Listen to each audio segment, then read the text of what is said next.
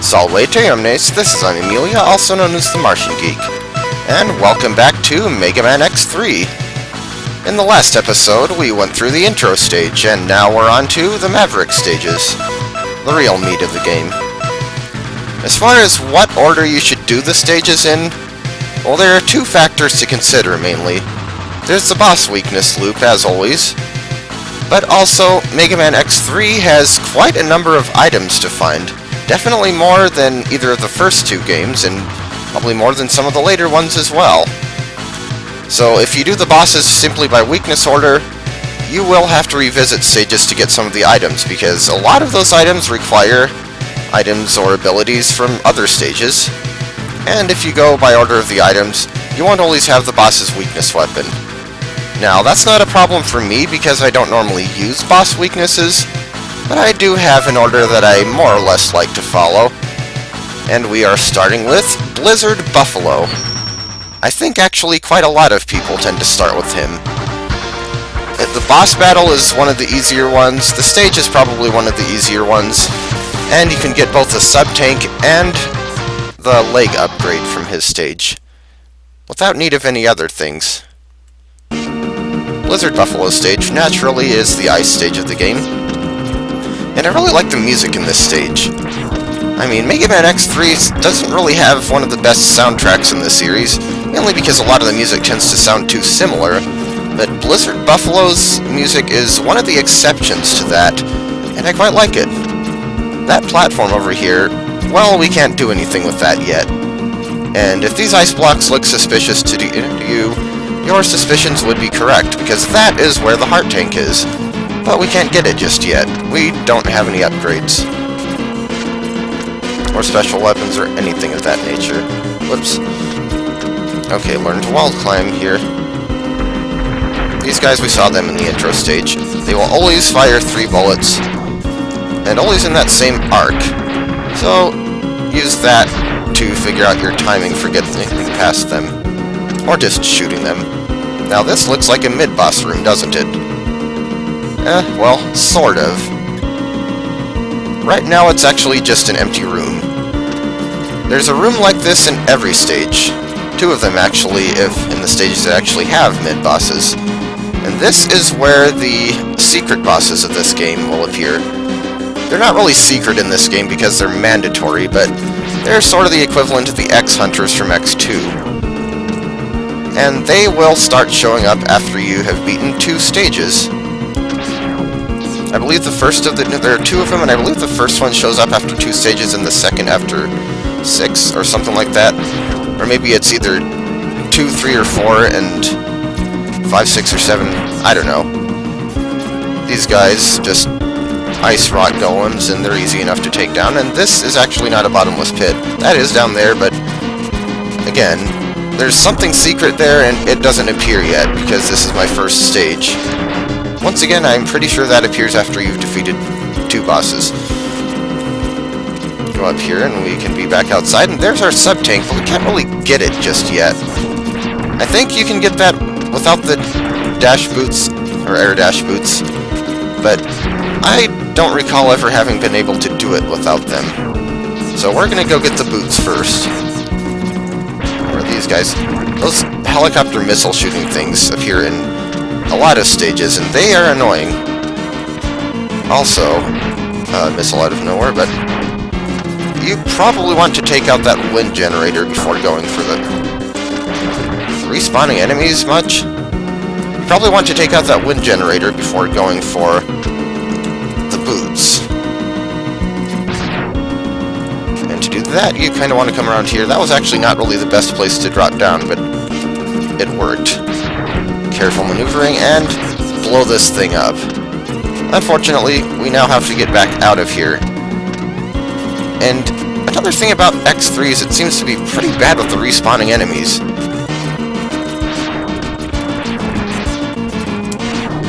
Ow. Okay, just a bit more. Wait a minute. I didn't actually get the boots.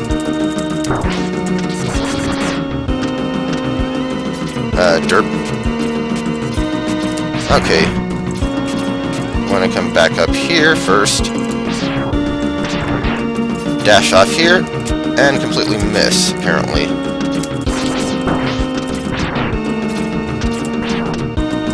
Oh yeah, and if you can't see, you cannot jump up slopes. There aren't too many other ice physics in this stage, but the slopes are most definitely slippery. There we go.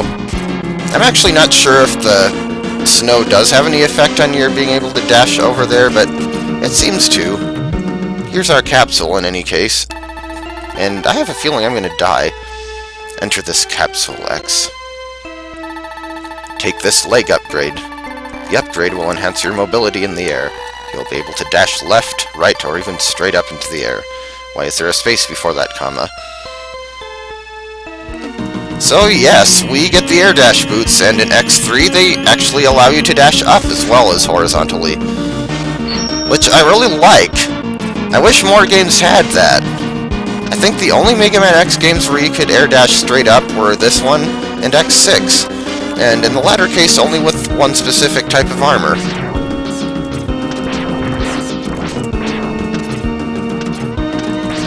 Let's see. I wonder if any of these guys are going to drop any health power-ups for me. Doesn't look like it. And apparently I'm continuously spawning that enemy from where I'm standing. Yeah, the best way I've found to get up here is actually, it might be easier to do a horizontal air dash from one of these top platforms. Maybe? Nope, there we go. I was right the first time about going vertically, just from the wrong location.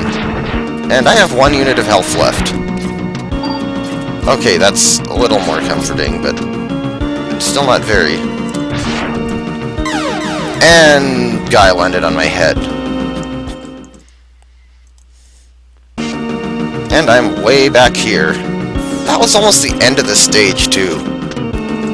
Also, if you want that health power-up, well, see that slope there, and remember what I mentioned about icy slopes? Actually, I think you can just kind of yeah, don't even have to fight those guys. And yeah, I got the health pickup, even though I was already full up on energy, because, hey, free sub-tank energy. Not that I really use sub-tanks in the main 8 stages. I kind of put that under the same category as using special weapons. It just doesn't quite feel fair, I guess. So we do not have to go down there to destroy that thing this time. Also, those guys in the cars, they're annoying for one reason. Oh yeah, dash all the way over there. See that ice they're shooting out? If that ice hits you, you will be frozen in place. And as far as I can tell, there is no way to break out of it unless you get hit by something. Which can mean that you have to reset the game. I'm not sure if that was an oversight in programming, or if there actually is a way to break out of it and I'm not aware of it. Just don't get hit by the ice. Important part is we are on to Blizzard Buffalo. He has a very simple attack pattern. And he is frankly easier to fight when playing with the keyboard because you pretty much want to do a lot of dashing and shooting, and if I were playing with the controller, I'd be using the same finger for the dash button and the shoot button, and that was almost very nasty. Yeah, I know you can remap the buttons, but it just doesn't feel right not to have L and R as weapon switch buttons. Oh yeah, I forgot to explain Blizzard Buffalo's attacks. He basically does 3 things. He'll shoot 3 ice shards like that, or he'll just charge you, or he'll shoot that big ice beam that you saw. You can tell when that's coming because you hear the sound effect. And there it comes, and it's easy to dodge, just stay on the top of the wall. He will always, always, always charge at you after doing either of the other 2 things. Interestingly, in the Mega Man ZX, or in Mega Man ZX, I actually do prefer to have dash as R, so I can dash and shoot more easily. Ow. Oh, well, he hit me once. You actually don't need the dash boots to get over him like that. Dash jumping works just as well. But he is down. You can see why people take him on first. He's generally a pretty easy boss to fight. And even if I weren't charging my shots, that would just mean it would take twice as long to beat him. It wouldn't be any harder.